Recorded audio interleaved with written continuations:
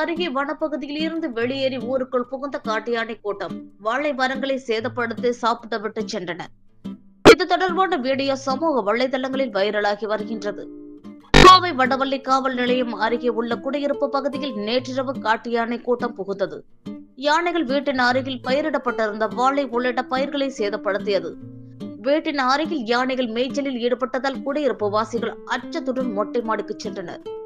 வாழை உள்ளிட்ட பயிர்களை சாப்பிட்ட யானைகள் பின்னர் அங்கிருந்து சென்றனர். வனத்துறைக்கு தகவல் தெரிவித்தும் சம்பவ இடத்திற்கு அவர்கள் வராததால் பொதுமக்கள் அதிருப்தி அடைந்தனர்.